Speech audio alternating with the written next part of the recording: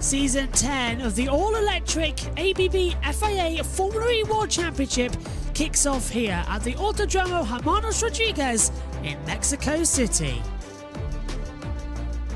This racetrack once again providing this season opener. The circuit Hermanos Rodriguez, a 2.630 kilometre circuit. The first corner here, a very hard braking zone to a right-hander that leads on to the flat oval. And then last year, the chicane added on the back straight where Robin Frijns crashed and broke his wrist. The Forest Stadium used to be baseball, now it's where the attack mode is, the outside line at turn 15. The famous Peraltada completes the lap. And the first race here of Season 10. And the calendar is like this. We kick off here on January the 13th in Mexico City before a doubleheader in Diriyah on the 26th and 27th. Then we move over for a month's break with the cancellation of Hyderabad. We're off to Sao Paulo, Brazil on March 16th. Tokyo, Japan on March the 30th. April will see us at a double in Misano replacing Rome before ending at Monaco on April 27th.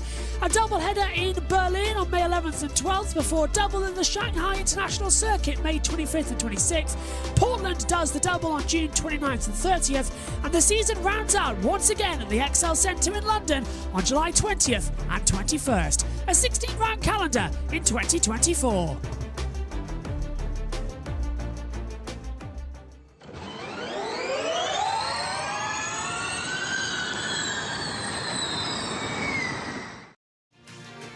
It's the first qualifying session of the 2024 ABB FIA Formula E 10th season, and we can't wait to get going. Hello everybody, welcome to Mexico City, where we are charged and ready to go. Qualifying coming up now, and this is going to be the usual two-group format before then going into the quarterfinals, the semi-finals, and the final to decide who will start on pole position and win the Julius Baer Pole Position Award. Group A, Stoffel van Dorn, Robin Frijns, Sam Bird, Lucas de Grassi, Norman Nato, Johan Druvela, Sasha Fenestraz, Dan Tigton, Nick Cassidy, Eduardo Mortara and Pascal Verlaine.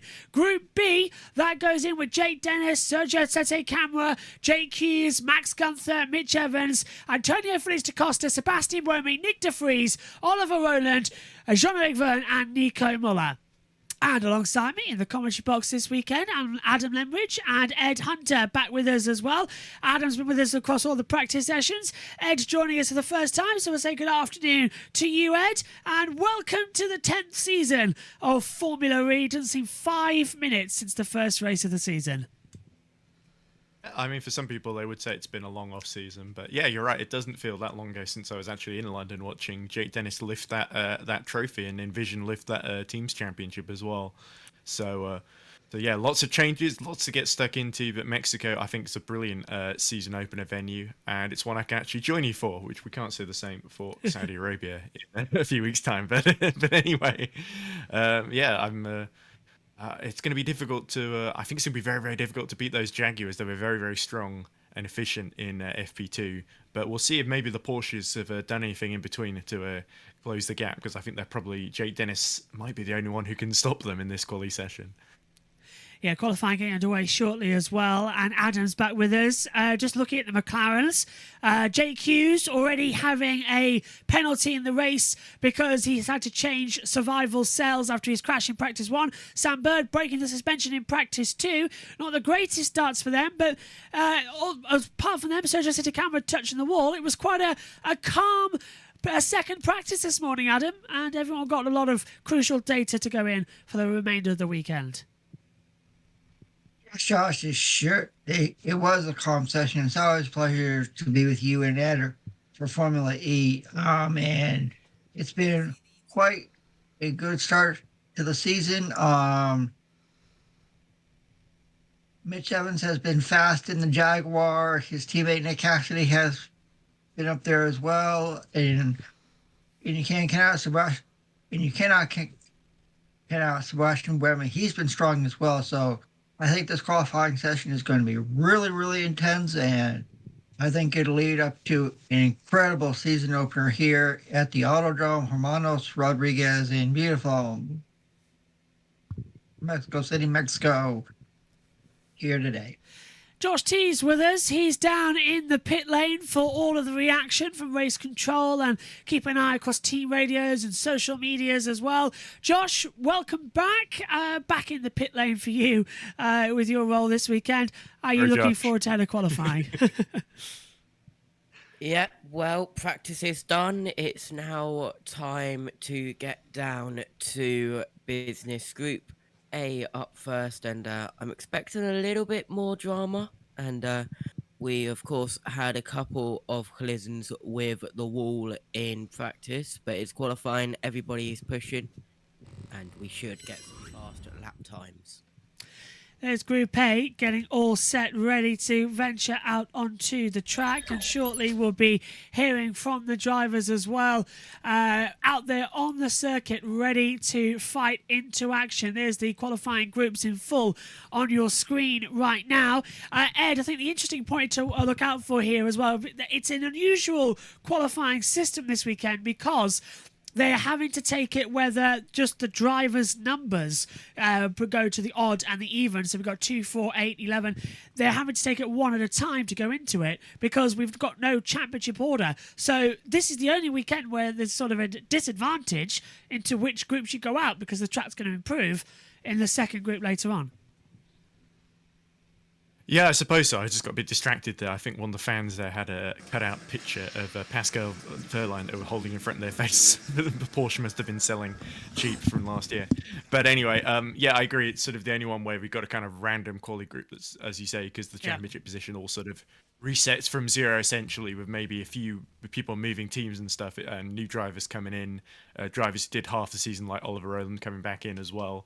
So, yeah, it was always going to be a bit mixed up. But Mexico might be a little advantage for the people in Group B because they're going second and Group 1 will sort of rubber the track in ever so slightly. But I think due to the 2 practice sessions before, it should have a much lesser effect than what we saw in FP1. So it's really going to come down to who's got the good setup, who's bravest on the brakes, and who's got the best powertrain underneath them. Several drivers as well getting ready to go out in this session, which they've all sort of done it, but Sasha Fenestraz getting used to this qualifying format this season back in the Nissan. He was already having problems this morning with the power-up lap times. He never got a proper run at 350 kilowatts per hour, which is what you run in at the group stage. It's all set then here in Mexico City for the first qualifying of 2024 to get underway. Cars are going to be heading out to the circuit shortly in around about 30 seconds time. Stoffel Van Dorn, Robin Freins, Sam Bird, Lucas de Grassi, Norman Nato, Johan Jaruvela, his first ever session in qualifying going out there, the rookie, Sasha Fenestraz, Dan Tincton, Nick Cassidy, Eduardo Mortar and Pascal Wehrlein. Sasha Fenestraz still racing under the French licence, but he is currently trying to get his Argentinian passport and then transfer over a racing licence in the future. Fans making their way into the Forosol Stadium, and it'll get busier as the day goes on. It's 9:40 and the green light goes on. The first practice is all done. The second practice is all done. Now it's time for Group A of qualifying here at the Autodromo Hermanos Rodriguez. Cars venture out onto the circuit. And Adam, fingers crossed, we're going to be in for a clean session. No red flags, and everybody can just get their inaugural lap times on the board. Yeah, I think we're going to see a very intense qualifying session. Group A has got some strong drivers in it. And it's going to be, I think this qualifying session is going to be one that fans want to pay close attention to because there's going to be some championship contenders here in Group A, and it's going to be really good. To explain how the qualifying format works to you, we have Group A and Group B at 12 minutes each with half the grid separated, so 11 cars in both. The drivers are restricted to 300 kilowatts of power in these sessions, and the top 4 from each of the qualifying groups will progress towards the quarterfinals, where the power is increased to 350 kilowatts per hour. Fastest from those 4 duels will go through to the semi-finals, A versus B, C versus D. The 2 winners from those will go through to the final, where 3 points will be on offer for this one. Jake Dennis ready to go out in Group B, our champion from last year. And Ed, it's a good format, this, as we see the Envisions starting the lap times down towards turn 1. It's a good system, as we see Robin finds it to his first corner. It's giving us some quite interesting ones. Third season now we've had these duels. Do you like it? Are you a fan? Or does it require some tweaking? You remember the very first season we did this, season 8, where everyone was saying, oh, it's going to be too hard to follow, it's going to be too hard to follow. You explained it there in under 30 seconds as well. I think everyone gets how the duels work now, and the people who thought that it was going to ruin the sport or whatever, or way too complicated, have been proven conclusively wrong. Obviously, Frines back out of that lap and let, I think that's Stoffel Van Dorn, who's just let through there in front of him. Indeed it is. But yeah, interestingly, Frines was also one of the fastest on 300 kilowatts, not 350, in FP2 in like 4th or 3rd. So I think Frines is looking good actually in terms of 1 lap pace here, because he's not done their 350 quite yet, unlike the likes of Evans and Cassidy, for instance, in the factory Jaguars. As we see Norman Nato lighting up the timing screens as he goes into the Forest Sol, and the stadium slowly begins to fill up. Just to look at the clouds as well. There's a few dark clouds approaching the last couple of corners. Probability of rain is at 35%, according to my timing monitor. Track temperature is at 26, air temperature is at 20, so it's a little bit different between the two. NATO second, Van Dorn fastest on a 1:14.7. Then we got Mortara and NATO Frines. You can see the gaps on your timing screens on the monitor. These are their banker lap times. They won't be at their maximum power yet of 300 kilowatts per hour. Van Dorn's already a 10th up as it comes to 5 and 6. Nicely done as well. But Adam, to me, it looks like they're almost lifting off in certain parts of the track. They're not yet ready to put full power down on the track. Yeah, Josh. I think once he gets closer to the end of Group A, we'll see everyone going full out there. So I say within the last 3 minutes, everyone's gonna be giving it their all. We had a double yellow briefly. It's come in as we now ride on board with car 17 of Johan Jaruvela just coming round the Peraltada. We've got Van Dorn, who's... NATO. Oh, is it NATO? Sorry, yeah. Yeah, sorry. I misread on my graphic monitor I've got up here in the commentary box. I looked at 17 and my eyes immediately went to Jaruvela, not NATO. I needed sort of like a highlighter across it. Frines goes second though, 36 thousandths off the pace. Sam Bird in the Neo McLaren goes fastest, 1:14.242. Jules currently with a cut-off of Van Dorn, who's decided to box his lap. Mortara's back in there too. Tinctum goes out to wait. Fenestraz goes 5th. Cassidy goes 2nd on a 1:14.325. Ed, just quickly on the ERTs, which was the Neo 333 squad.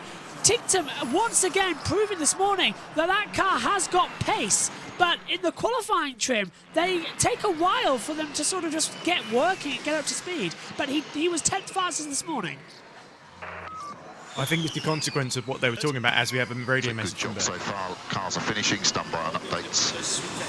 Just a general thumbs up for Bird. Go on, Ed.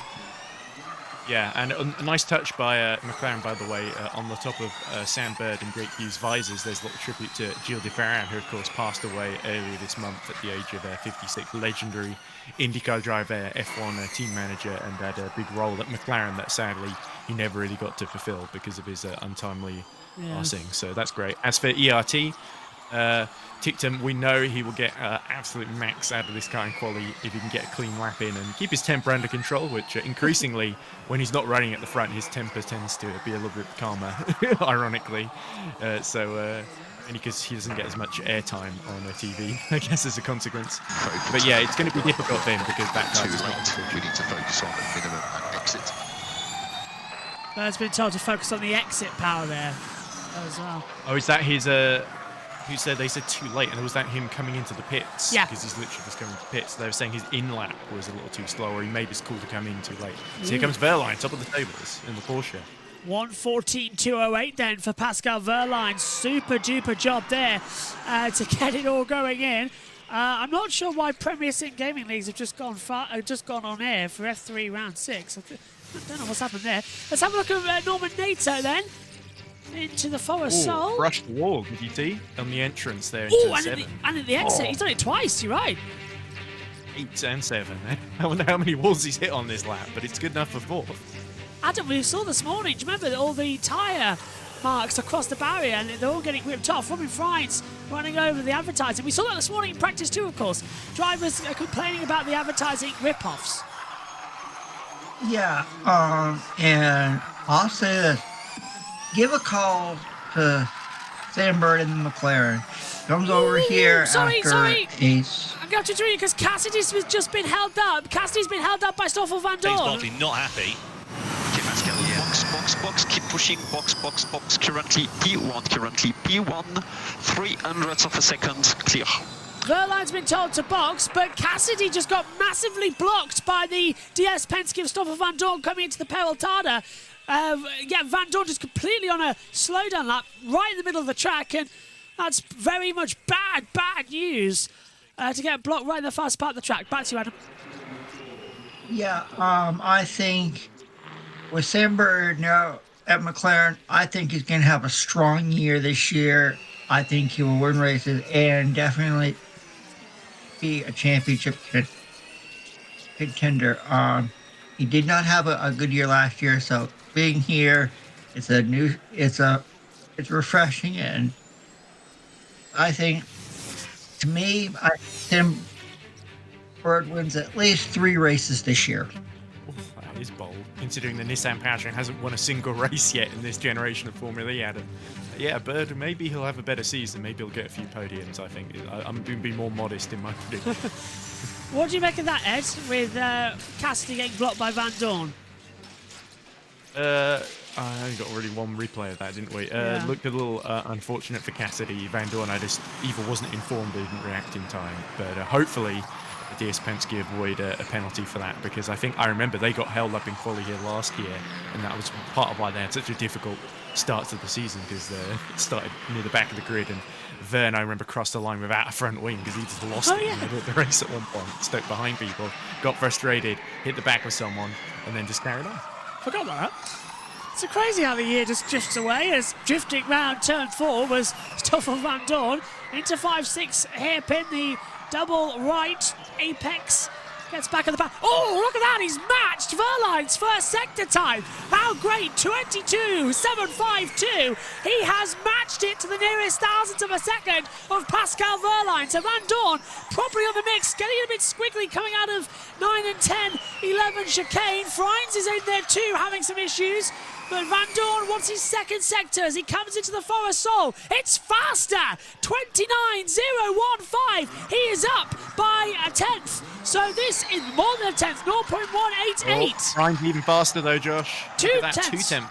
Oh, this is good. This is good. So everyone's now turning up. It must be at full power with 2:15 to go.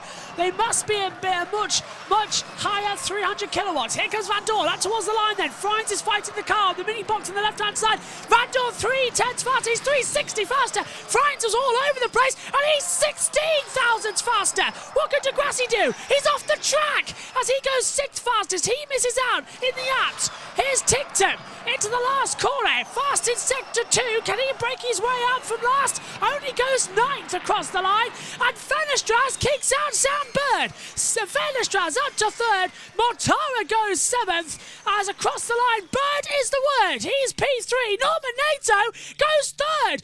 Astonishing lap time from the Andretti. Up there in 3rd position. Top 4 separated by 0.185.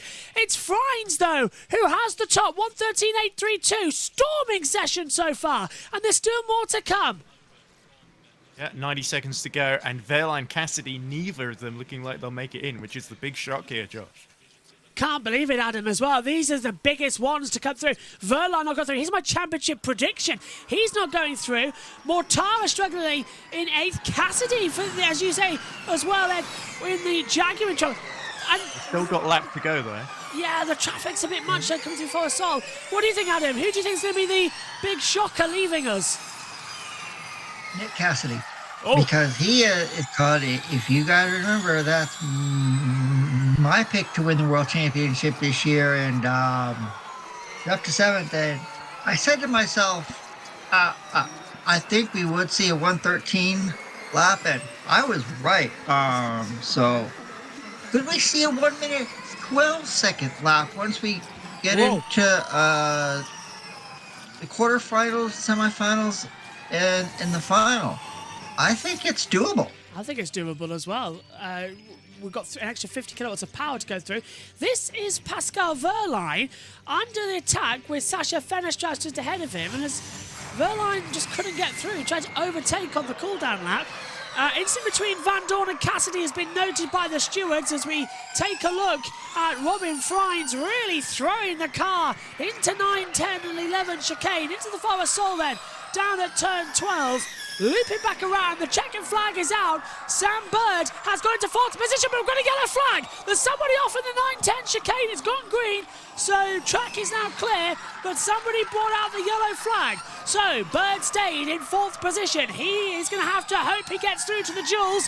Is that yellow flag going to abandon anybody's lap times? Robin Freins out of the Peraltada, fighting for control on that new steering wheel on board with the Envision this year. It's different to what it was at the end of season 9. Freins improves with a 1:13.807, and Van Dorn getting on the dust. He had a massive twitch. He's lost time and power and doesn't improve. He lost a second as the yellow flag is out at turn 8 and 9. On the run in towards the 9-10 chicane. Oh, that's a big slide from Tictum. Can he just keep it on the track? He's literally losing in the back. He's down a second. Fenestras losing grip too. He goes up into fourth position. Out goes Sam Bird. Wehrlein goes third. Out goes Fenestras. Cassidy goes third. Out goes Nato. Wehrlein is through, and so is Cassidy. But Nato, Mortara, Druvela still got laps. Now Mortara 8th, Druvela 9th. Cross the line comes Norman Nato. He stays in 5th, and Lucas de Grassi stays in 10th position as well. He doesn't improve as he comes into the pit lane. Freins, Van Dorn, Cassidy, Wehrlein go through, and the biggest shock is that Sam Bird lost out so much in that last sector. What a lap, Adam. Yeah, and I'm going to eat crow because I said Nick Cassidy would not make it, and I'm eating crow. And Ed, what a lap time as well from Wehrlein. They're both through. Not a lot between the top four, separated by 70 thousandths. Indeed, yeah. I think we might be way off getting the as well. Victor, as you mentioned, was not having big expectations. De Grassi as well. Let's see, did he have a mistake here? Oh, and it was De Grassi spun and he hit the wall. De Grassi spun and hit the wall. Part of the barriers come off into the track, and Tictum went straight over it. No wonder his lap wasn't. It was a whole second slower then. Look at there's a bit of the Tech Pro gets knocked off there. That was careless from De Grassi, I have to say. Not what you expect from a world champion. Tictum barges it out of the way, and that's what also held up Fenestras. Damage to the ERT, right? Yeah. So damage to the ERT. And it sounds like it's Tom Brooks alongside David Coulthard in the commentary box as well. Omi says, come on, Nato and Johan. Place of randomness is doesn't know what to make of that. SHT says it's De Grassi off. He calls the yellow. Nicely spotted. So, end of the first session then. Here, and it is going through. Freins from Van Dorn, Cassidy and Wehrlein. Nato, Fenestras, Bird, Mortara, Druvela, De Grassi, Tictum. The 11 going into the remainder of the session. And I thought they might go to an ad break there, so we'll stay up here with the commentary team, and I'll get Josh T's thoughts on that session, who's down there in the pits with us. What do you make of it, Josh? Now getting his microphone on. You can't hear you, Josh. Oh, is he muted and deafened? Oh, okay. Well, go on then, Ed. You take it first. What did you make of that session as a whole? Well, good survival job there by Wehrlein and Cassidy, especially Wehrlein having to get that lap in just good enough to beat Norman Nato. So Nato, I think, was a little bit unlucky not to make it through. Fenestras maybe to an extent as well, because Fenestras did get through the duels last year in his first ever race, of course.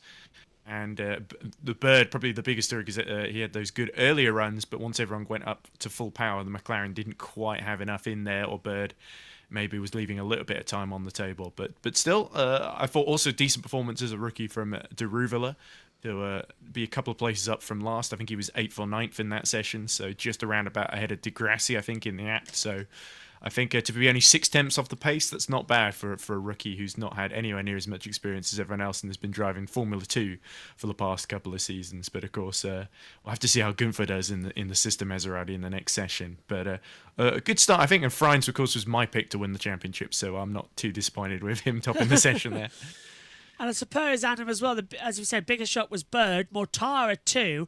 But to me, it was Dan Tigton. Looked so strong this morning in practice. I expected him to at least get through to the duels. He's down in 11th, starts in the back row. And I am shocked. I thought Dan Tigton would at least. I thought Dan Tigton would get in the duels too, Josh. And I'll agree with about Eduardo Mortara and Sam Bird, but they are strong and they will be contenders in the race later on today. Green light is on, and the second part of qualifying is underway, and TNT Sports are on an ad break. Yay! Well done! Exclusive coverage, and they're missing the session. The cars are going out there on the track. Oh, Nato's had his lap time deleted. Nato has had his lap time deleted by the stewards. I mean, we would have known that if we were seeing the TV pictures. Come on, TNT, put your finger out. Lap 6 time, right? Yeah, lap 6. So was that the final lap that he did that got him just to 5th fastest, just outside the top 4 that you need to be in the duels? So it'd be interesting to see how that affects the final order, because we're currently looking at Group B standings at the moment with Roland, Dennis, Fede, Camara, Hughes, Gunther, Evans, Da Costa, Buemi, Vries, Frank Vernon, and Nico Miller on track at the moment. That's thank you, Ed. That's Group B. Oh, here's Da Costa. The session air temperature also increasing. Team radio. Okay, focus on your tyre and brake warm-up. Focus on tyres and brake. Da Costa being told to focus on tyres and brakes seems to be the way to go. Forasol filling up nicely, and the fan area looking very resplendent down there. The podium ceremony will take place later on as the cars fly by, and what I think is always a much better layout than Formula One have, which goes through the middle of the Forasol Stadium. I mean, realistically, they could make it work that we can go around the outside. Just give us the Peltada back. It'd be such a run out that last corner. Banker laps begin then here at Mexico. Here's Sebastian Buemi, my pick to win this weekend here in Mexico City, taking it very cautiously through turns 1 and 2. The sweeping right on the oval. I know, right on an oval, Adam. It's an unusual track layout, isn't it, this one, to go right on an oval, but it's flat track racing, and NASCAR have been here a couple of times in the past. Yes, they sure have. The NASCAR Xfinity Series has run here at Autodrome Hermanos Rodriguez in the past, so and it was quite enjoyable, to watch for me. So and I think Group B is going to be, now that we have more rubber in the track, I think we're going to see times even faster. Could we see a 1 minute, 12-second lap? I think it could happen. I really do. I'm going with you on that one. I really do, once we get to the duels sections as well. Here comes Vern. Middle sector's looking good at 22.225. It's not going to be maximum speed yet. As you can see, it's only now over 200 kilometers an hour, 230, 250. Regen on the power. Not quite as fast as a Formula 1 car just yet, but it's getting there time on time. 114.679 for Vern. And he's still regenning, so not yet in maximum attack, Ed, as he'll just do one more lap at this power, then probably go full throttle.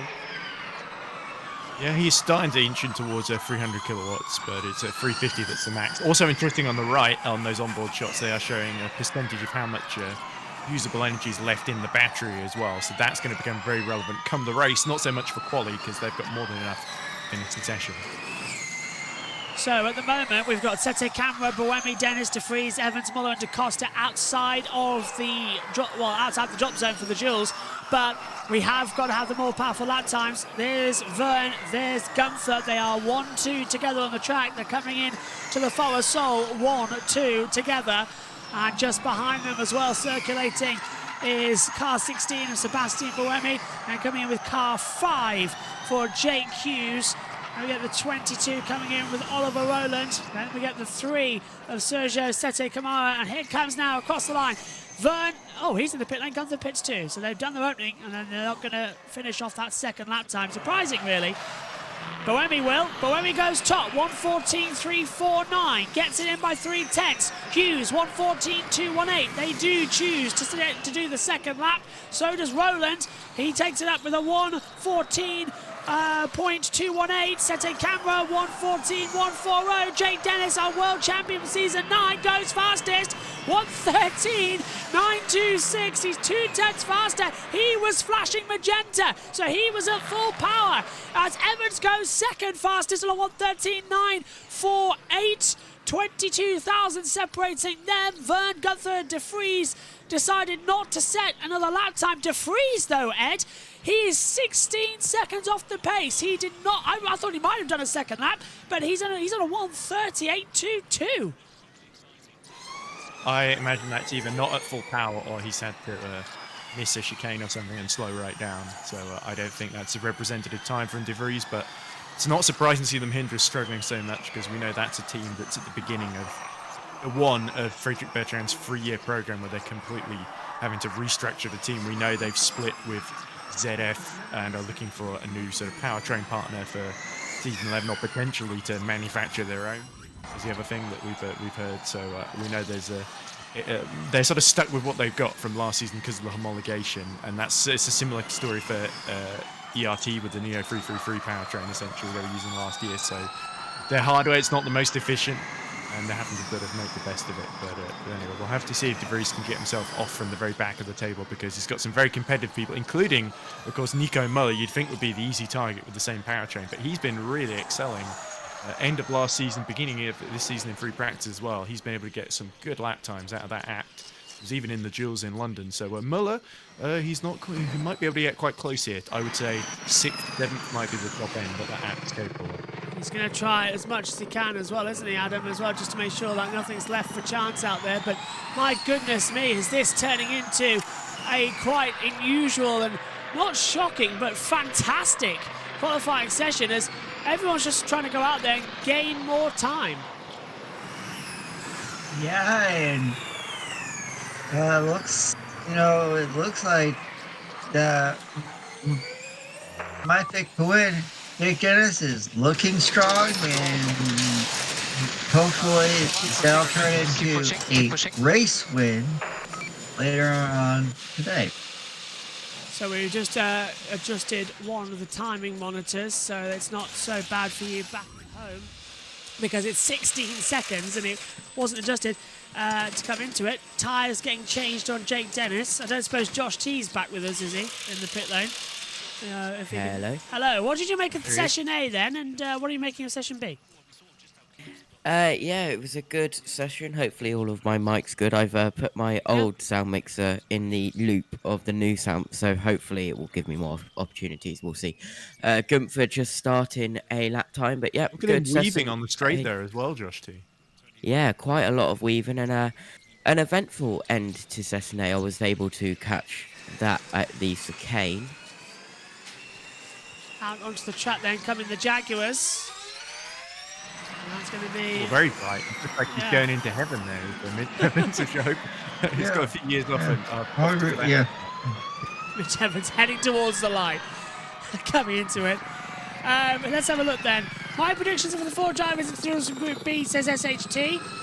Dennis, Boemi, Gunther and Evans. I definitely think Dennis will. I think Evans will. I think Boemi will. And I think I might go Vern, actually, down in 9th. What do you think, Adam? I'm saying Jake Dennis, Mitch Evans, Jake Hughes, and Sebastian Wim. Oh, nice. I don't think I haven't said Boemi. Go on, Ed. What about you? I think Dennis and Evans certainly. I think maybe Boemi, and I would maybe go for Rowland. I think the Costa would just miss out here. Josh T, as Boemi into turn 1. Dennis, Evans, Hughes, Boemi. Good top 4. There's our picks. Let us know yours in the Twitch and YouTube chat, as Boemi fighting down into the 5-6 hairpin as well before coming up 7 and 8. Just sort of a gentle left, those two corners. 9, 10, 11, really hard braking sports for the chicanes on the track. Gently does it, breaking in onto the exit part. And this is wonderful driver's eye that Formula E premiered a couple of seasons back, and Formula One then nicked it and said, look at this, a world first. And everyone said, don't try and kid us. Formula E did it ages ago, and I still think they've got the better format. They've had years to develop it. Look at that. But where we literally can see his eyes turning in, looking at the apex, his head direction looking incredibly strong again. 2:27 left on the clock then as they come back into power. Can we see Buemi get up there into the dual section, round the Peraltada, up towards the line then for Sebastian Buemi. Is he quicker? Oh boy!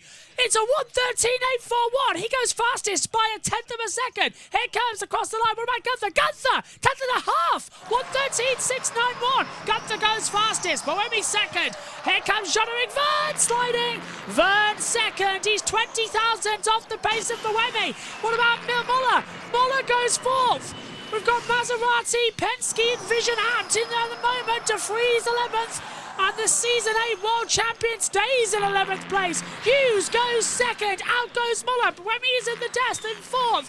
Dennis doesn't do it. Dennis will have to do another lap. Dennis is still in 6th position. What about the Nissan of Oliver Rowland? He's in 9th and he starts a lap time now. Up towards turn number 1.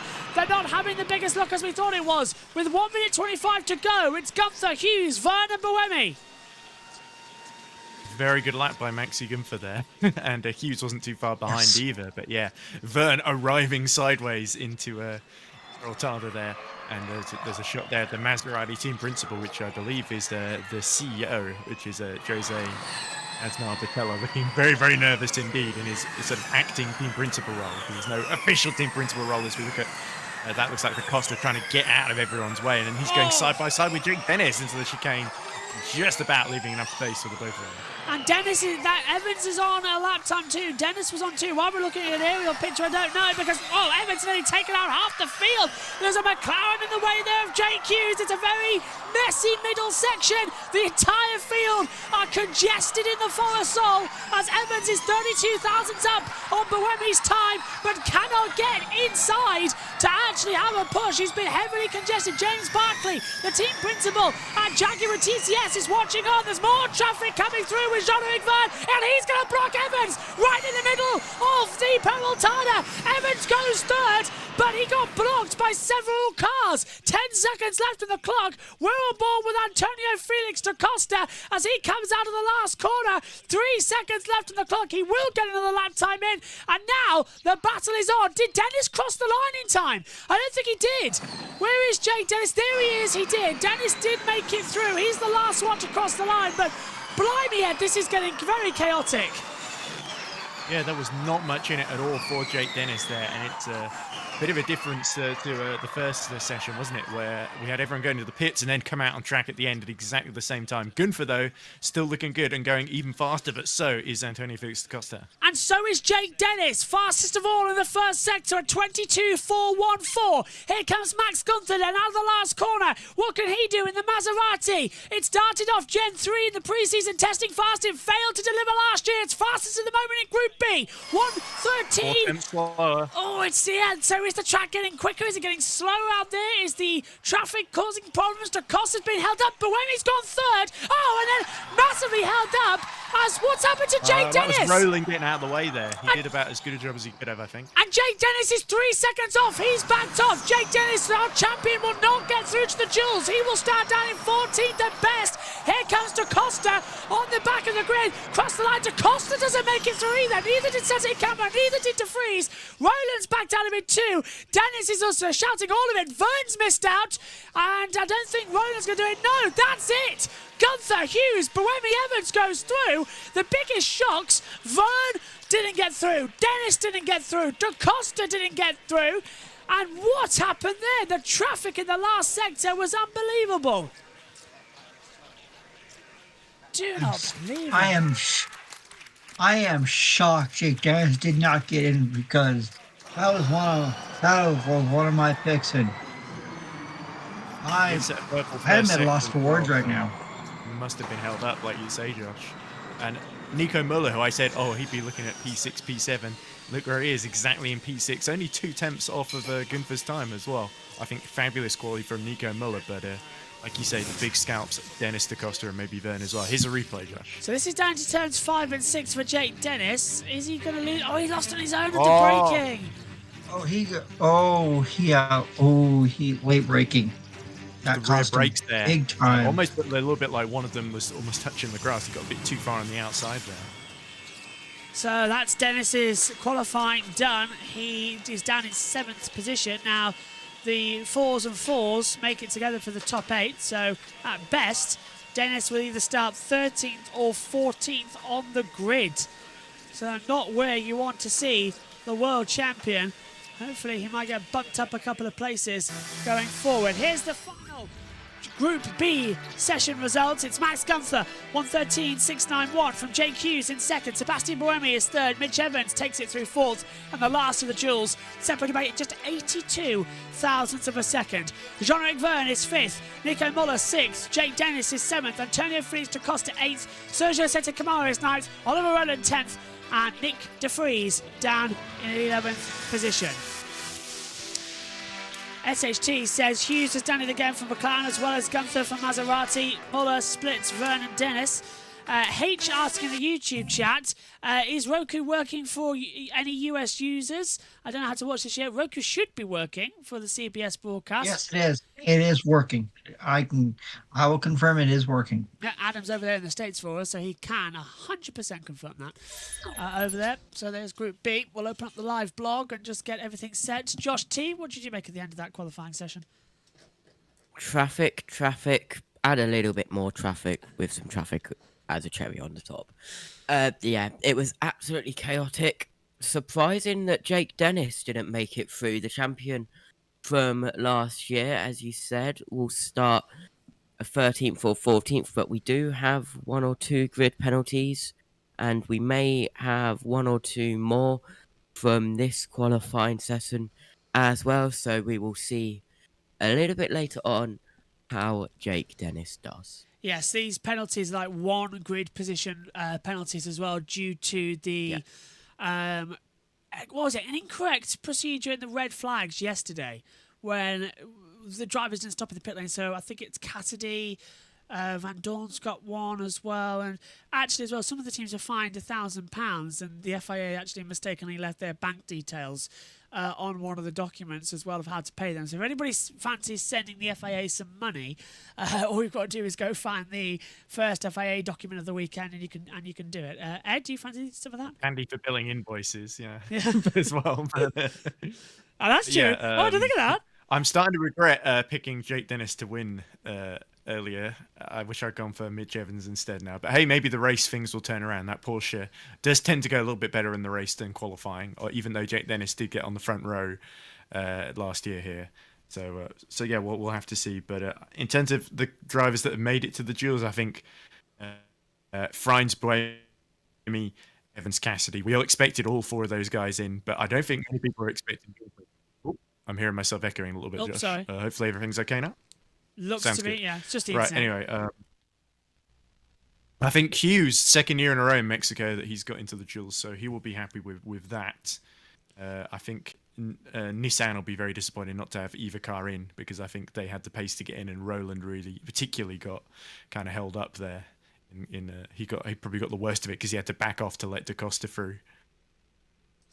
Just realised as well that the timing screen's done its usual, where the driver tracker for some reason gets smaller for qualifying in the dual segment. But we've got our new systems up and running. We've got a few minutes to go until we are underway for the session. So we're going to hand it over to TNT Sports to get some interviews down there. Roku, just a black screen over here as well, says Jeff as well. Hopefully get it all going, but we'll just hear from the world feed now.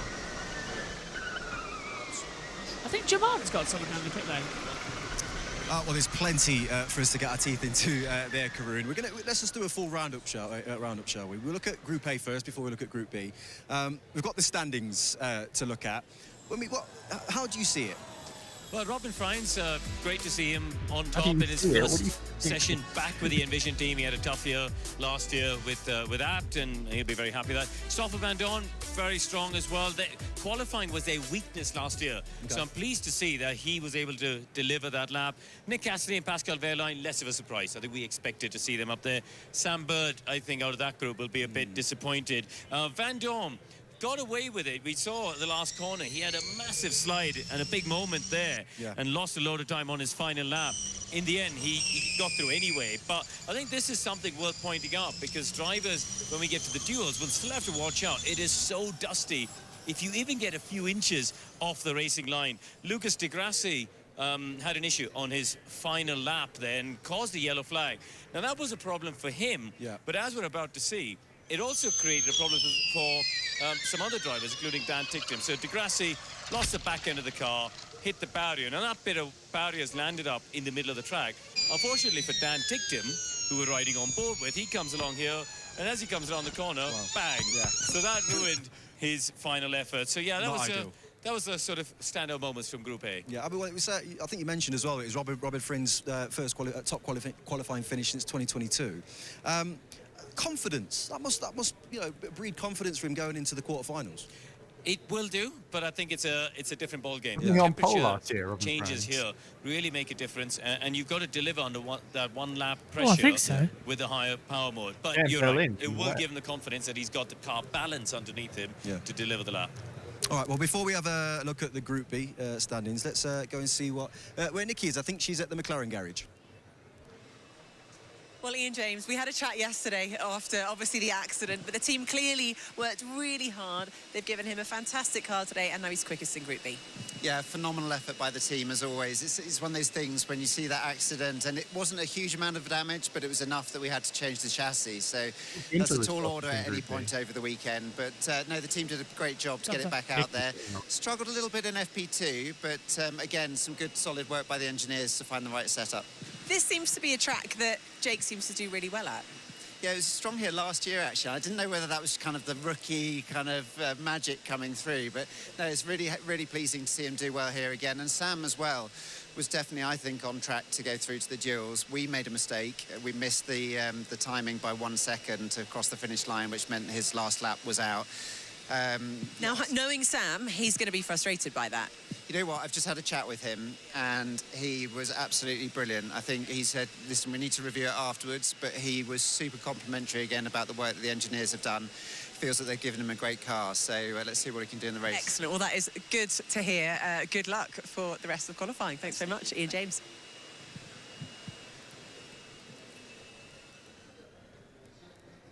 Yeah, thank you very much, Nikki.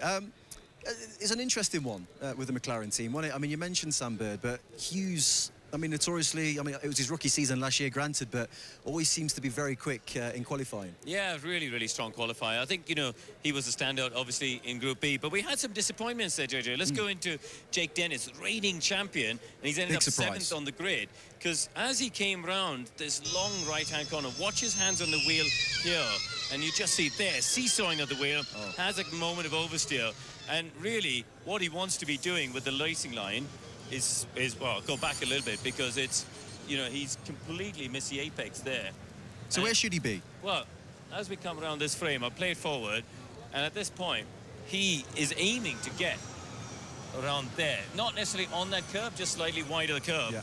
But instead, the back of the car, he's been, completely lost grip, and he's basically gone off the track, so he's aborted that lap. So that was a huge disappointment for him. He's got some work to do in the race later on today. Mitch Evans got through by the skin of his teeth because he was 4th in that group. But he ended up, look at the traffic he's got, all of these cars in front of you. And it's a distraction, right? As much as it's not necessarily maybe costing you actual time in the place that they are, as a driver, psychologically, when you're coming along and you come up to a corner, you don't know. For example, if I go back there, he doesn't know. Has that car seen me? Does he know that I'm coming up alongside? Is he going to get out of the way? And then you hesitate. And as we saw in that group, it was 82 thousandths of a second that put that entire top 4 through. So any slight hesitation could have caught him off guard. But in the end, Mitch managed to get through there. And hopefully, well, he definitely won't have this issue when we get to the dual phase, because it's only 2 cars at a time. Correct, yeah. Well, let's take a look then at the Group B standings as they are right now. It was an interesting one, wasn't it? You mentioned the surprises in there. You know, Jake Hughes getting himself into that second position. Max Gunter, he seems to be, you know, very strong at the minute. Had a good practice session and first in that first Group B session they were qualifying. I think Gunter was a surprise, but we saw, you know, when all the chips line up, as they did in Jakarta last year, he can be outstanding, and that was a great lap there. So that was a little bit of a surprise, but I think the biggest surprise is actually the disappointments. Dennis and Da Costa, Porsche powertrains, as we've said before, 1-2 on this track the last 2 years. They are going to be down on the 7th and 8th rows of the grid. I mean, I keep mentioning practice because obviously it's something, you know, someone like myself new to this would be looking at and thinking, well, I saw Nick De Vries. He put in some quick laps in practice. Big disappointment. What seemed to happen with Nick? And I think that's where Formula E is a challenge, right? It all happens in a single day. And I think that the teams, the smart teams and the smart drivers, they're able to read the conditions. You know, when we arrived this morning for practice, the track temperature is down in the teens, you know, 13, 14 degrees. It's now up to the 30s. And you've got to be able to evolve your setup and your car, the way you use the tires, as the day unfolds. And I think some teams clearly have done a better job of that than others. Well, we'll see how Nick gets on in the race later on, but it's getting good here. The energy's building, Karun. I'm enjoying myself finally, starting to relax a little bit. But let's get you back to the quarterfinals with our comms team of David Coulthard and Tom Brooks. So the quarterfinals are about to get underway here, and in the first one it's Cassidy versus Van Dorn, then it's Verline and Freins, Buemi, Hughes, Evans and Gunther. The winner from those will face each other out in the semi-finals. Ed, who do you think, Cassidy or Van Dorn out first? Quite an interesting first quarter-final. I apologise for my bad language earlier. As you could tell, I wasn't that impressed by Jermaine Jenis, but I think maybe he needs to boost his confidence a little bit. Anyway, first quarter-final then, in the duels between Cassidy and Van Dorn. I think Van Dorn, did very, very well to get through, but I think Nick Cassidy's got to be the favourite with that Jaguar powertrain. I think he'll be feeling a bit more confident now. He's got through, knows that there's a great chance to get on or near the front row. I think Cassidy's just going to absolutely go for it here, and Van Dorn might not have enough really to respond. What do you think, Adam? I'm going with Ed, and I'm saying Nick Cassidy gets through to the semifinals. And they head out then on their warm-up lap to get ready onto the circuit. We've opened up our new... Well, we had it last year for a little bit, but it's now working properly. It's our qualifying dual screen. So at the top, the two drivers going head-to-head. You'll be able to see all of their sector times as well as we can up here in the commentary box. And you'll know as well as us what is going to happen. Let's get a quick word with Josh Tina in the pits. What do you think, Cassidy or Van Dorn? I want it to be different. I'm not going to be different. Cassidy. That's all four then for Cassidy going forward. There you go. There's Ed's fantastic custom-made Lego Formula E Gen 3 cars with deliveries that he's been working on with the DS Penske on one side and the Jaguar TCS on the other. In previous head-to-heads, Cassidy has won twice, whereas Van Dorn has won once with these two over the last 2.5 seasons of these procedures. So Cassidy has the advantage to go forward into this. So this segment will get underway in around about now. Green light goes on. I was about to say it's 10:20 till 10:40 this quarter-final segment, and a 7-minute break before 4-minute break before the semi-finals. Okay, so they've reduced the gaps this year to make the duels a little bit more competitive, because usually it was like a 20-minute gap between them all, and everyone got really bored of broadcasting it. Hello, Adam's here, watching on.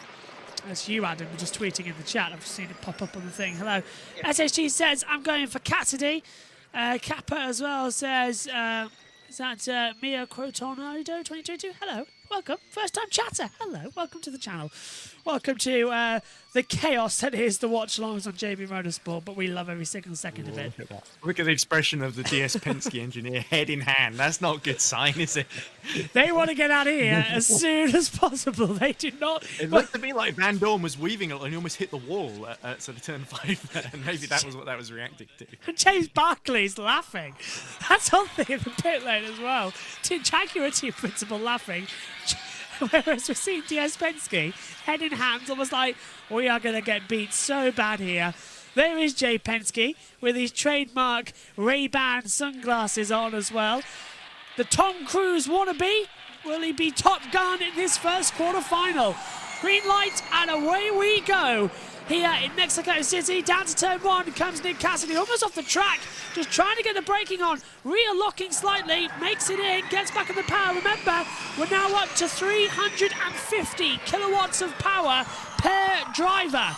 So this is maximum attack. Here comes Van Dorn. He's very late, actually. He's a full sector behind. First sector time for Cassidy.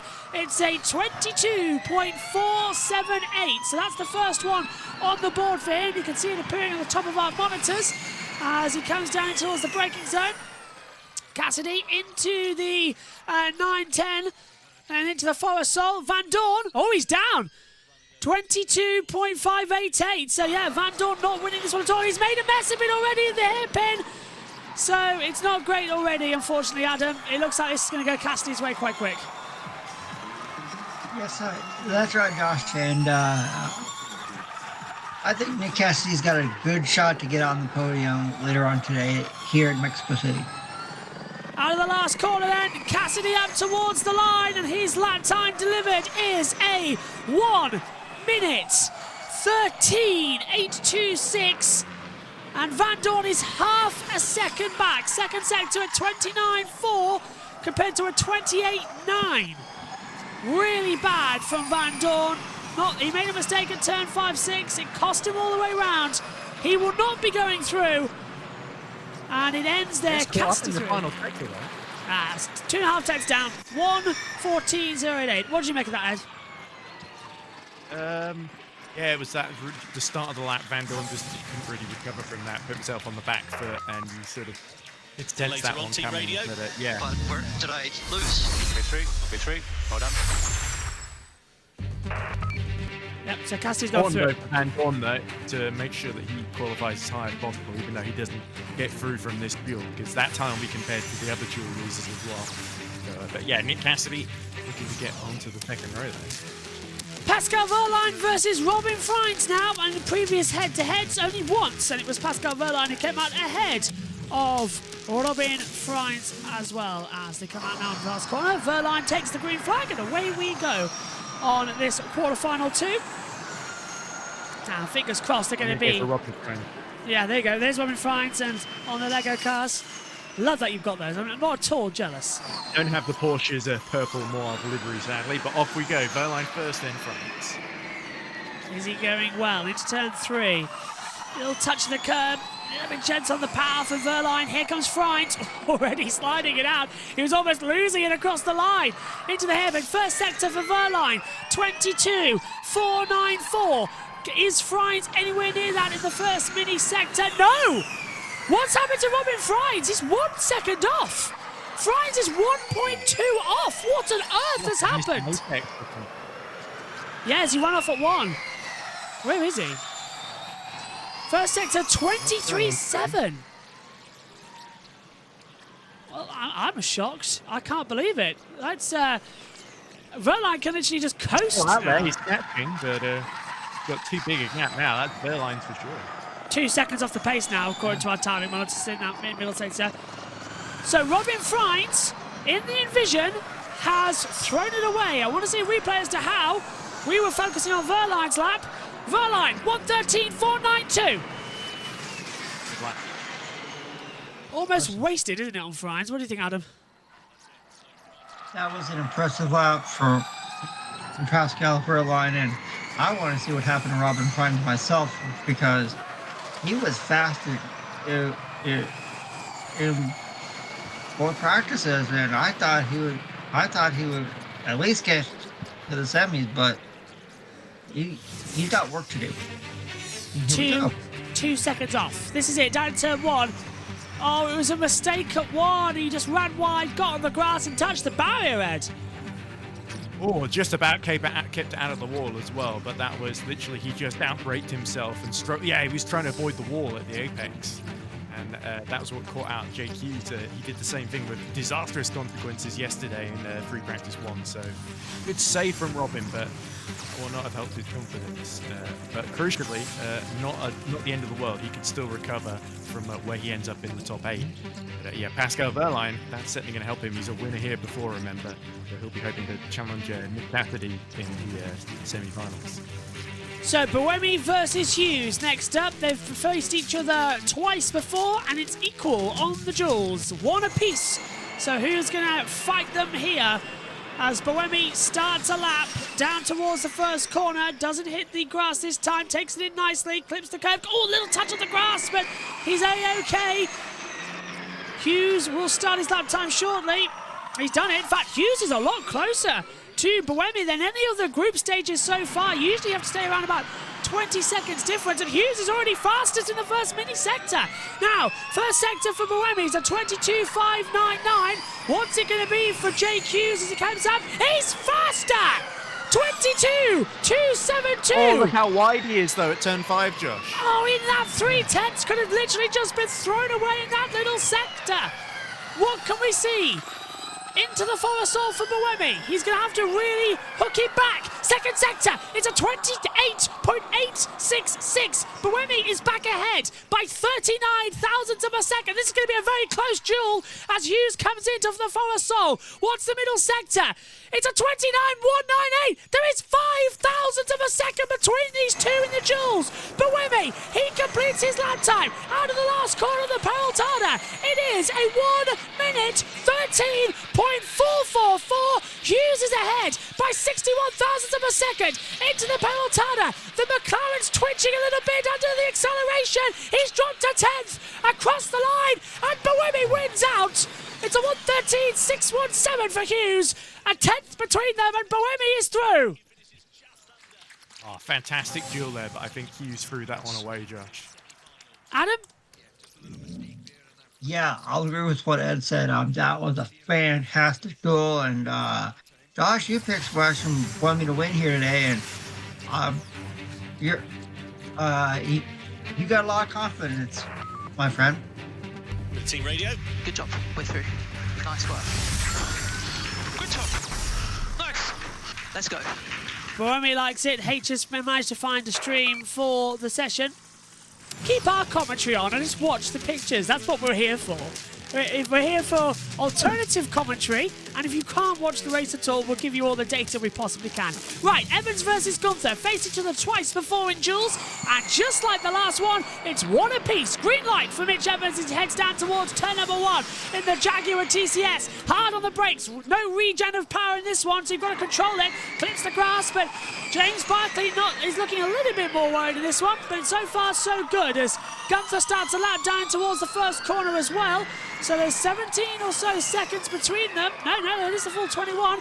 First sector for Mitch Evans, it's a 22.307.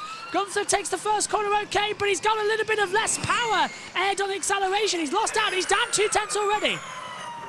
Yeah, he was a little bit cautious into turn 1 there, and Evans is just absolutely going for it. So Gunther is really going to have to push, catch up those 2 tenths, and still the time is ebbing away. Evans has just got that Jaguar hooked up since just about sneaking into the duels in quali. So I have a feeling we're going to see Evans and Cassidy meet later on in this duel phase. Evans' first sector was a 22.307. Gunther's was a 22.5. Second sector for Evans a 28.7, and it was a 28.8 for Gunther. Evans across the line. He'll be the first one to meet it. So far, everyone who's gone out first has taken the honours in getting through to the semi-finals. across the line for Evans. It's a 1:13.103. Faster than a Jules so far. Gunther is catching, but is 3/10 off the pace. Currently 4/10 as he comes out. A little bit wide at the exit into the Pelotada. Losing control in the middle. He's having to control the grip. Just hits the apex, and Gunther is 4/10 down to 1:13.505. Evans goes through, and every car that went out first so far has had the honour of being fastest. First to the line, first to the time. Here's the radio. Love it. Through into the semis. Yeah, confirm. We are through. 4/10. So it's Cassidy versus Verline, Buemi versus Evans. And here's a replay of Mitch. Has he lost part of his front wing? No. Okay, it's just the intake. Looks a bit weird, doesn't it? A little bit. They do tend to wobble around a lot over the curb, so it can look a little bit deceptive, especially with the Jaguar livery that's black and white. That sort of blends in with the track sometimes. There's confirmation. Cassidy and Verline were out first in the next semi-final. Adam, what did you make of all that chaos? I think it's gonna be Jaguar versus Jaguar for the pole. We've got time though before the next session. Well, it's supposed to start actually at 10:44. It's currently 10:36, so we've got about 8 minutes to wait. As we take a full look at the results, it's Van Dorn, Friends, Hughes, Gunther eliminated. Cassidy will face Verline, Buemi will face Evans, and the winner of the semi-finals will then go into the final for 3 points and the Julius Baer pole position here for the Hankook Mexico City E-Prix. Not a bad run around so far. Now we'll go into the waiting procedure. I think TNT will have a break shortly. There seems to be their manner. And we'll just have a little bit of a rest up here in the box. Yeah, told you they're going for a break. Josh T, your thoughts down there in the pit lane? Yeah, an amazing quarter-finals and an incredible duel, which included Hughes as well. We've got two incredible semi-final duels lined up for us, and it could be all Jaguar, but it's Sebastian Buemi versus Evans. Buemi could throw a spanner in the works. And Ed, who do you think is going to be the ones in the final to take pole position? It's interesting. I feel like people have slept a little bit on Verline. I think he's always very, very strong at this circuit. Remember, nearly won here in season 5 and then ran out of the energy in the Mahindra. Did win here in almost won at Puebla in season 7, which was a different circuit, but did win here in season 8, end of the Gen 2 era. Second last year as well in season 9. Yep. So yeah, I think this is a good track for Verline. The problem is Evans has won here once. Cassidy is sort of in the form man in Gen 3 at the moment. And then we've got Sebastian Buemi, who his real strength since returning to Envision has been his qualifying pace as well. So I think there's a good case to be made for all of them. I'm going to go a bit outside the box. I think Verline is going to somehow get through to the final, but I think he might lose out to either Cassidy or Evans, that ultimate pole. And coming into it as well, Adam, what do you make of it going forward? Who do you think is going to be pole position worthy? My pick for the pole for the Hankook Mexico City E-Prix is going to be the driver who I picked to win the World Championship this year. I am going with the Jaguar of Nick Athley with his teammate alongside, and then will it be chaos in the turn 1 later on today? I think it will be chaos. And I'm not just saying that because it's our channel thing at the moment, but I think we've got a genuine worry that there's going to be quite a lot of chaos. Drama. Josh T's already put it in for us. Thank you for that. But yeah, I think we're going to be in it's going to be madness. I can't wait. We're going to have to find new things for this year's Stream Deck controls, aren't we? But we've got the semi-finals coming up shortly. It's going to be Cassidy versus Verline in semi-final 1 and Buemi and Evans in semi-final 2. And we've got around about 4 minutes until the next run around, so we should be going back down to the pits, where we'll hear from Korean Chandok and Jaman Jamas, if that's how his name. I'm not sure. Yes, I know. I'm sorry to put this through this, everybody. Well, but Karoon's better. I think Jermaine, no. He needs He time. might need a bit of time to settle in. Here we go. Back down to them. As team principal, James, what's your kind of plan now with the drivers? Once they come in and they settle down, what are you thinking?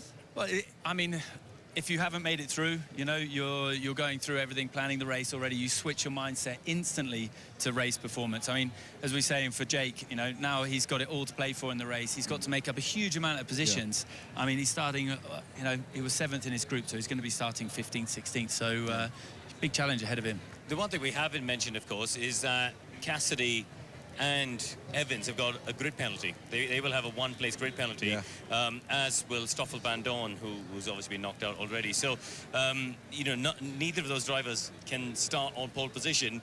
We could end up with 2 drivers in the final who both got penalties, in which case, I'm not entirely sure one of them will actually end up on pole. So, yeah, there's a little bit to be worked out here. Yeah. Fortunately, that's the job of the stewards and not us, but they can tell us what happens at the end. Yeah, there is still the 3 points to play for, though. Even if you get the penalty, you still get the 3 points. So, you know, I think for that Cassidy-Evans battle, you know, that inter-team rivalry, we're going to see one of them want to take those 3 points. OK, well, let's head down to the pit lane with Nikki, who's with Robin Frins. I am indeed. Thanks, JJ. Robin, you lost out to Pascal Wehrlein just then in the quarters, but let's focus on the positives, because you're going to be starting from the 4th row on the grid, which is a big improvement from last year. For sure, it's a different team. I know we have a good car. You saw in qualifying groups, if I do a good lap, we are quickest or, you know, in the top 3. Unfortunately, I did a mistake in, against Pascal. You start P8, but the team has shown many times we have a good race pace, so I hope we are moving forward and hopefully see the podium. You obviously are back home at Envision Racing. How much confidence does it give you coming into this season, knowing you've got a pretty impressive powertrain? It feels good, I'm not going to lie. It's good to be back. Team is very pumped to have another team championship in the bag, obviously. So we're pushing very hard. Just feel a bit like I let the team down here today, but hopefully I return the favor in the race. Yeah. What is the plan for the race? Because I don't want to remind you of what happened last year, but of course you broke your hand. You literally lost a pound of flesh in a glove. It was all pretty horrific. Have you managed to put that behind you and you focus on a new start today? Yeah, obviously last year was a bit of a nightmare, but I invited the doctor over, which operated me last year, so hopefully I don't need him this time. But yeah, clean first lap and then see what happens. Brilliant. Well, Robin, we do wish you all the best. Stay out of the wall, and we will see you hopefully on the podium at the end. Robin Frines. Thanks very much, Nikki. As we prepare then for the semi-finals, Cassidy and Wehrlein. Buemi and Evans will go through. On your screen right now, you can see out went Van Dorn, Frines, Hughes and Gunther. And the winner of this goes through into the semi-finals. It's going to be very energetic, this one. Not too long of a session, literally 10 minutes in length. Now, semi-final 1, Cassidy and Wehrlein faced each other 4 times, and it has literally been 3 times for Cassidy, victorious, only once for Wehrlein, as Ed gets the cars up on the screen for you as well. Fingers crossed, we're going to be having a good one. And again, for Robin Frines, we just heard from Nicky Shields there, Ed, a pound of flesh lost last year. It was quite unbelievable, that crash. Yeah, it's killing me that Nicky Shields has been reading Merchant of Venice again, because that's a key line in it about a pound of flesh having to be extracted. But anyway, interesting with the penalties for both the Jaguars for that infringement in FP1. This potentially opens it up to a flat-out duel between Buemi and Wehrlein, essentially. Yes. Even if they can't beat the Jaguars, one of them could end up starting on pole for the actual race, even if they don't get the 3 points for pole. So if I was Pascal Wehrlein, I'd be feeling pretty confident here if I can get within maybe 2 or 3 tenths of Nick Cassidy, that I can start on pole and maybe win this race. If Cassidy and Evans face each other in the final, whoever takes pole position will then be dropped 1 place. But then the second place would also be dropped a place, so they'd still get pole position. That's how I think of it, because we get dropped to second, but the guy in second gets a penalty. That means that you go back up to me in first, because that's how the penalties are applied. So I don't know. I feel like the person in third would get pole. no, because then the that's a drop of 2 places for the person who started on pole. If you see what I mean. So Yeah, could have. yeah, so the person who starts on pole. You don't gain a place back, is what I'm thinking. Well, I don't know, because it's going to be a tricky one to fight. Then again, it's Formula E, and we haven't even got to qualifying for the final yet. We're already deciding that we could be in front of the dramatic season opener. Just perfect for controversy. Right, across the line for Cassidy. In the Jaguar. Hits the first corner. Hits the brakes just on the edge of the grass, wasn't he, Ed? Yeah, you're Cassidy, but we'd expect nothing less. I'm good. Leads into turns 4, 5, and 6. Verline down now, across in towards the first corner. Does he take it the extreme? No, actually, he's been cautious into that first corner, Ed. Oh. Yeah, but not on the exit, and it's pretty close between the two. So, Verline was risking it more in the exit, and Cassidy was risking it more in the entry. Look at them going side by side as they cross over at different sides of the track as well. 22.413 for Cassidy's first sector, 22.433 in that first sector for Verline. They are separated by a 1/10. They are so close right now, these two. Jaguar versus Tag Heuer Porsche. In they come. And Verline's ahead. Second sector time for Cassidy is a 29.045.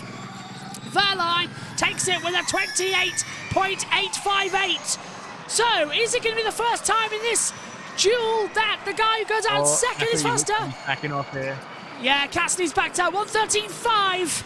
Verline, is he going to do it to make it sure that whoever qualifies on pole will start on pole? Cross the line for Pascal Verline. Is he done it? The long barrel Tada. He's done it. He's done it. It's a 1:13.366 for Verline. Didn't get that. Well, there we go then. Nick Cassidy will be starting 5th then. Yeah. So, trying to work out how that puts him behind. I think it's Van Dorn, isn't it? But we've yet to see the official grid. Yes.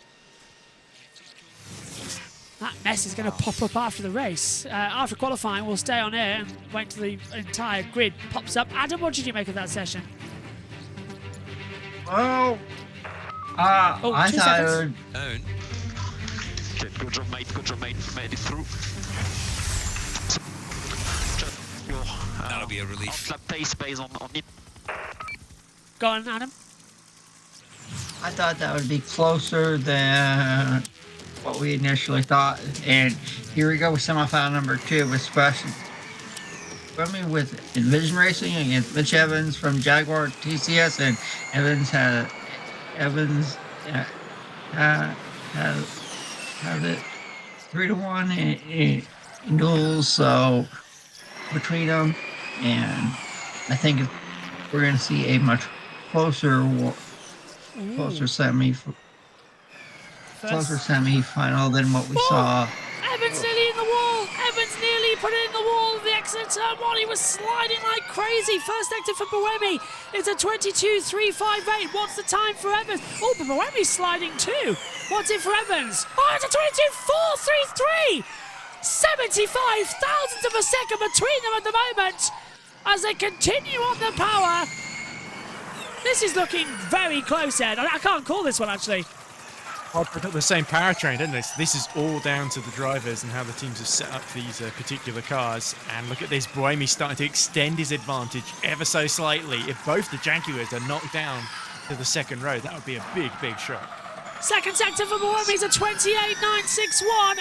Evans is a 29.051. Cross the line, then 2/10 down. Evans is starting to lose it. Buemi, who's my pick a winner in Mexico, crosses the line and goes fastest of all! 1:13.241. Fastest lap of the duels.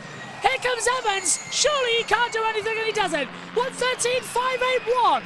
Buemi sails through with the fastest time in the duel so far. Wow. Statement and a half, Ed.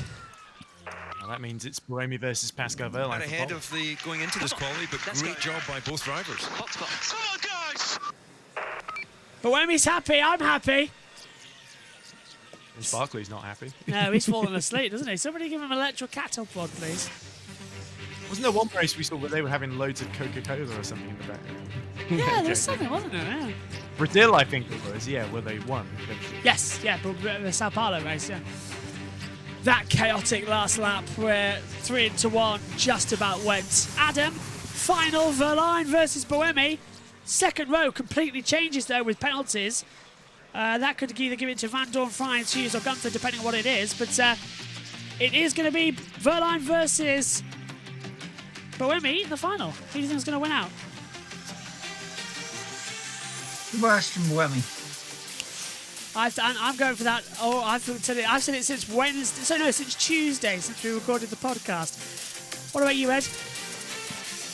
I'll go different for you guys. I think Verline is going to pull something special out of that here. Can I just point out, actually, sorry, before we throw to Josh T, I said my pick a winner for Mexico is Sebastian Buemi. My pick to win the championship is Pascal Verline. They're currently dueling it out for pole position. How spot on am I? I bet you don't get that coverage on the new guy who does the watch-alongs.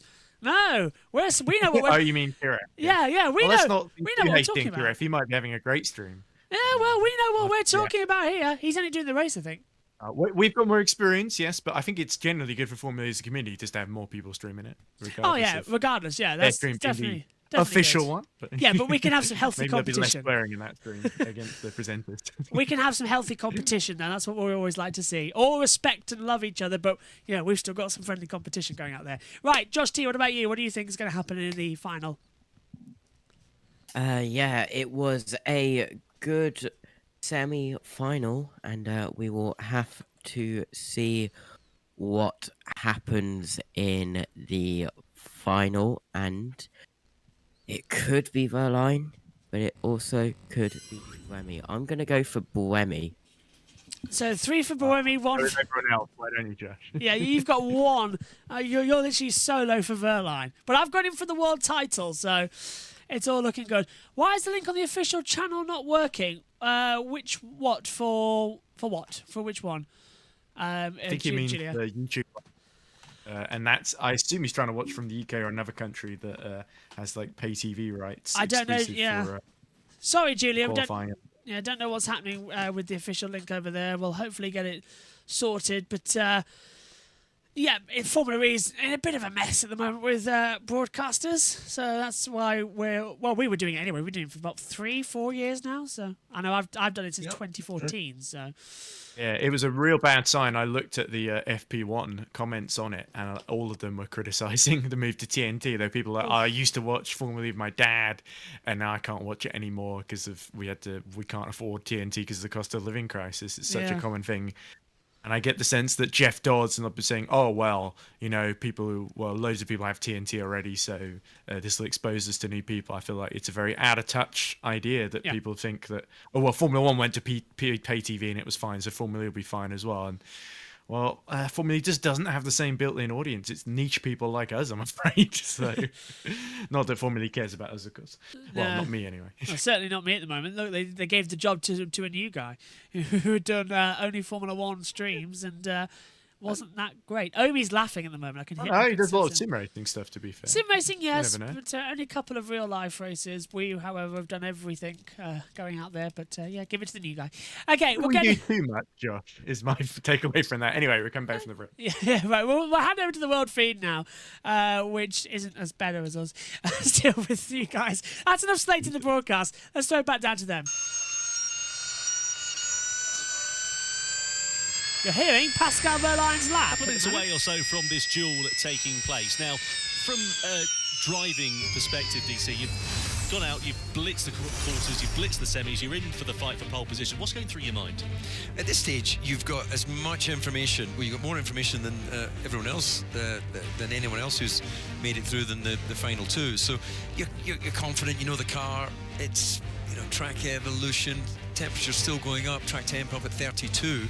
So there will be changes, you don't just get exactly the same performance every time you hit the racetrack, but you're not going to get any more now. And again, it's just about using your experience to deliver the lap. And Buemi has plenty of that. Well, just before we get this fight for pole position underway, let's go down to Nicky, who is with Nick Cassidy.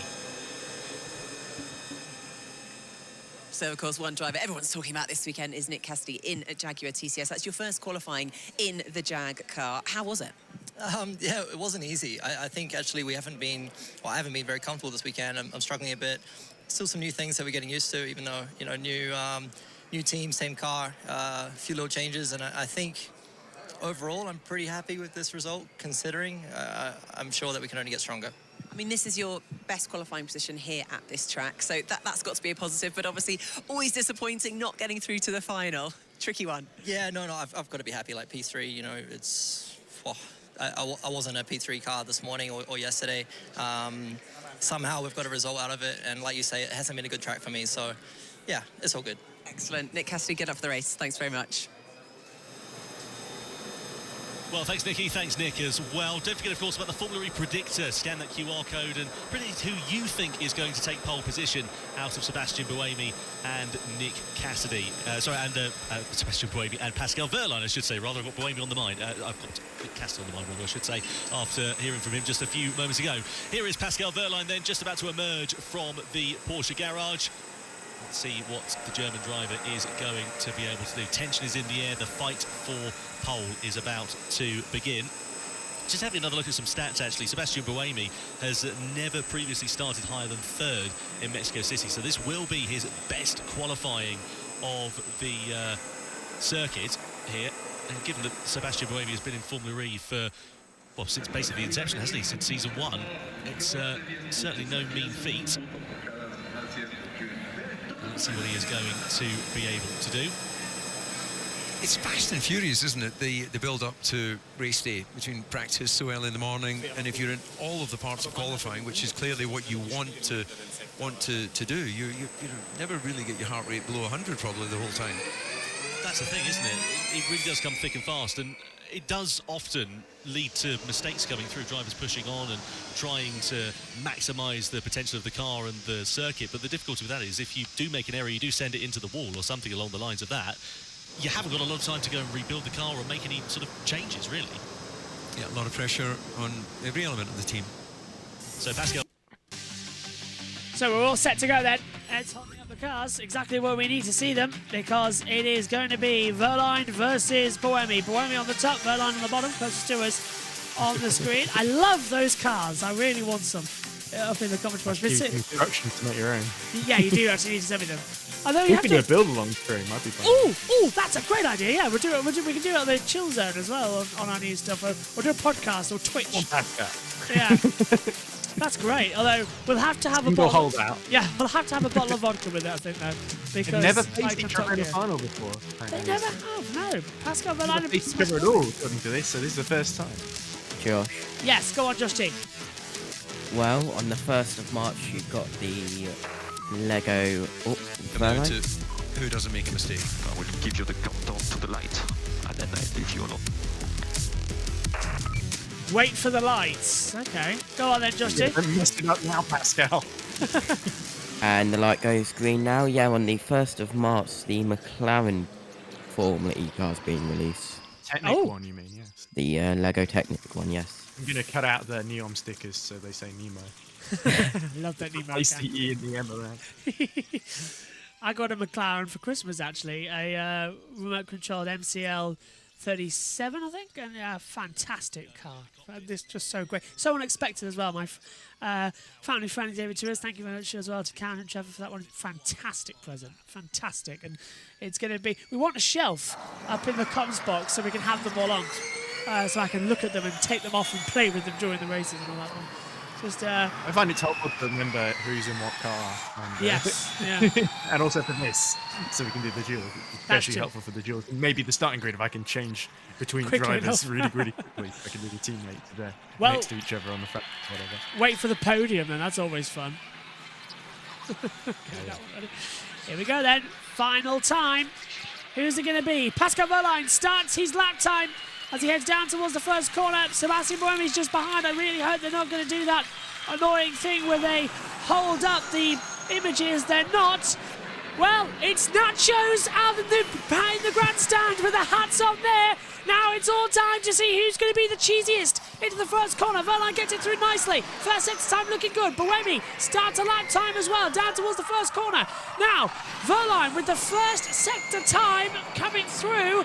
It's a 22.404. No errors in that first sector. Buemi nearly touching the grass, locks the rear, just gets it in okay. But it was a little bit hairy. He's off by 83,000, Ted. Looked neat and tidy actually for Buemi, but he is a tenth down on Verline so far. Pascal's had a good first sector here. Needs to keep that momentum going. And looks very, very keen to snatch that pole position. Buemi might just be on the back foot here. Verline was so close, coming out of turn 12, losing the rear. Second sector time between them. Buemi is down by 3.5 tenths of a second. He's made a mistake somewhere on the lap we haven't seen.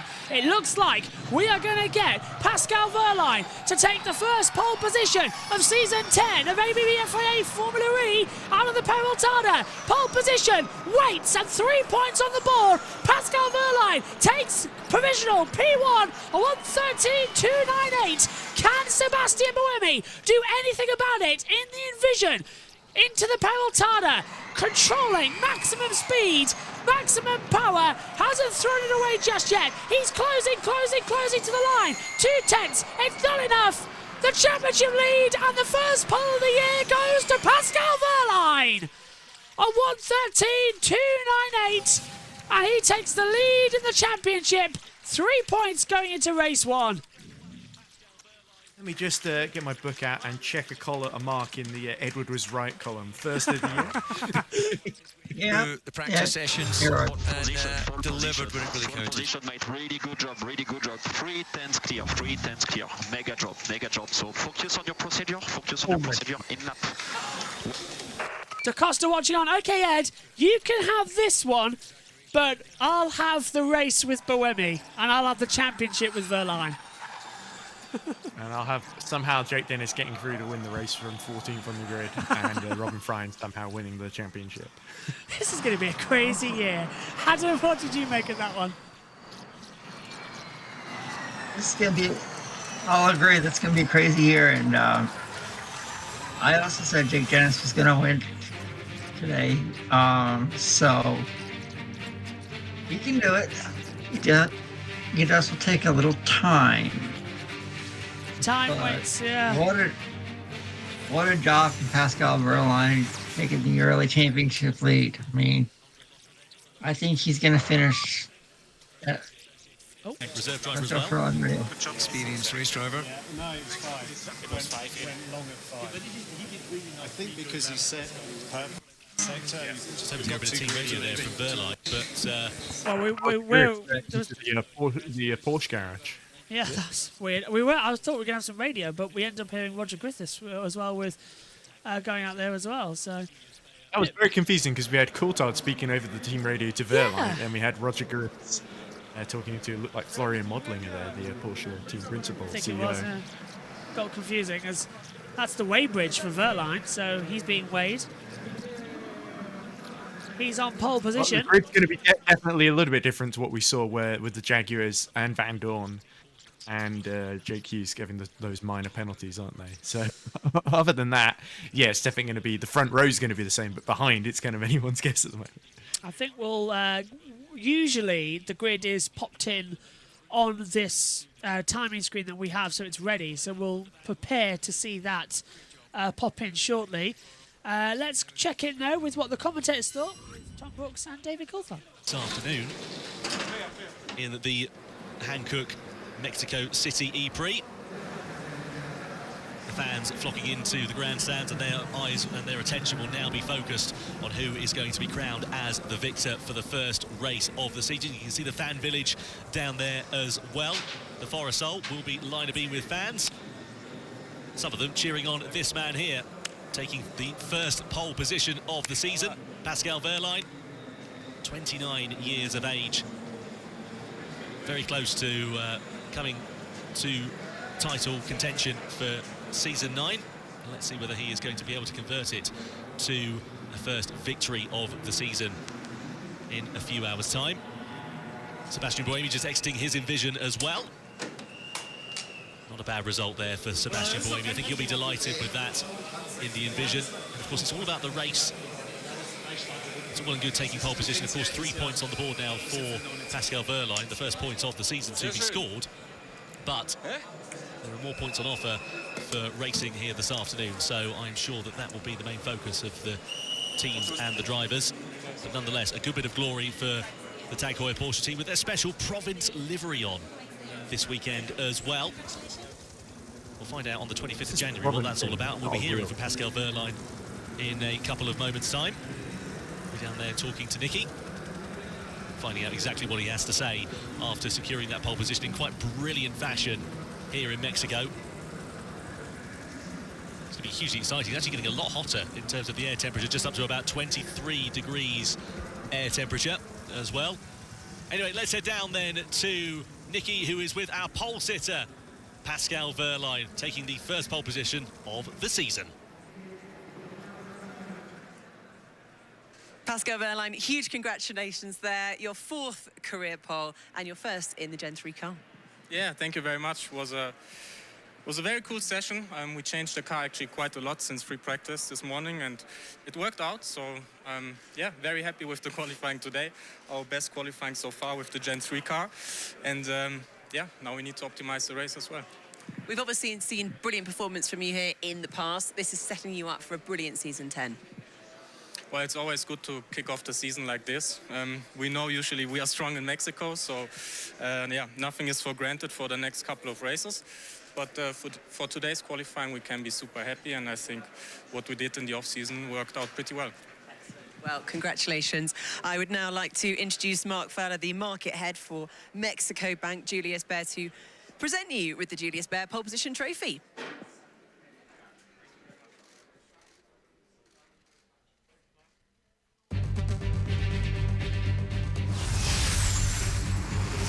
So pole position going to Pascal Wehrlein there ahead of Sebastian Buemi. We're going to hear from the Punter team, Karun Chandhok and James Rossiter, but we have got the grid to talk through quickly. And this is how they'll line up then.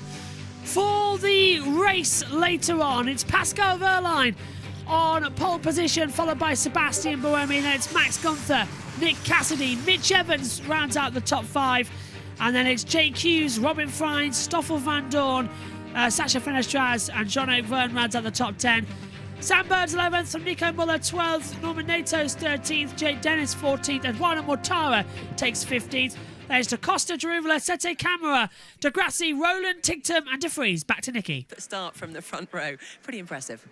Yeah, a bit disappointed, obviously, not to get pole position. I guess my mega lap was in the semi-finals, and yeah, I didn't have that grip, you know, in the final. I felt like I was all over the place. So I'm still happy with the lap, even so, obviously, yeah.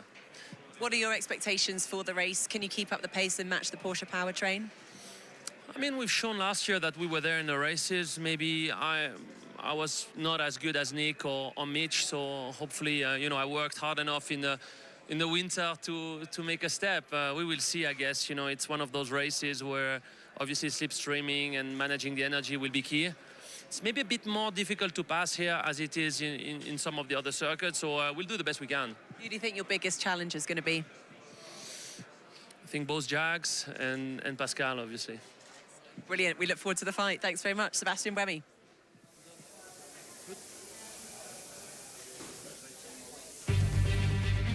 Sebastian Buemi then a little bit disappointed with taking second place on the grid, but nonetheless a good starting position for him. Here is how the grid lines up then ahead of the first round of the season. It's Nick De Vries and Dan Tinctum at the back of the field. Then it's Ollie Rowland and Lucas De Grassi in 20th and 19th place respectively. Up next, Sergio Sete Camara ahead of the rookie Jehan Daruvula. Let's see what the Indian driver is going to be able to do on his debut for Maserati. Antonio Felix da Costa, Maya down in 16th place, just behind Eduardo Mortara. Then you've got Jake Dennis and Norman Nato, the two Andrettis in 13th and 14th place. Nico Muller just up the road ahead of Sam Bird's McLaren in 11th position. Then you've got Jean-Eric Verne in 10th place, just behind Sacha Fenestraz in the Nissan. Further inside the top 10, Stoffel Van Dorn in 8th position, just behind Robin Freins. And next up, it is Mitch Evans in 5th place. Alongside him will be Jake Hughes in 6th. second row of the grid will be occupied by Max Günther and Nick Cassidy. And then, of course, the front row, as we very well know, will see Sebastian Buemi in second place and Pascal Wehrlein on pole position. Mia is the graphic they used of John TNT Sports looked exactly like Stoffel Van Dorn there, Josh. Yeah, I noticed that as well. Not really great, was it? To come into that one. They've also got the same livery that I've got of the Porsche. They decided this weird, more mauve, purpley livery at the last minute. Put all the production team out. Well, the Whisper Films have taken over as well, haven't they? Or Whisper TV Productions as well. Okay, closing thoughts then. Starting with Josh T. What are you thinking going into the race later on? Yeah, it was an amazing first qualifying to open up season 10, and well, for the race it should be eventful. I'm expecting some chaos, maybe some lap 1 turn 1 chaos. We normally see a couple of cars running wide at lap 1 turn 1, and maybe we see a couple of wheel bangings as well, but I am going to pick Buemi for the win. I've already got Buemi for the win and Pascal Wehrlein for the title. I've been saying that since the JB Motorsports podcast on Tuesday. Adam, going to you. What are you thinking going into the race later on? Well, I think it's going to be a crazy race, and both Andretti Global cars start toward the middle of the field. Obviously, I've picked Jake Dennis to win. He's got he and Norman Nato have a real challenge on him. But we all know anything can happen down south of the border.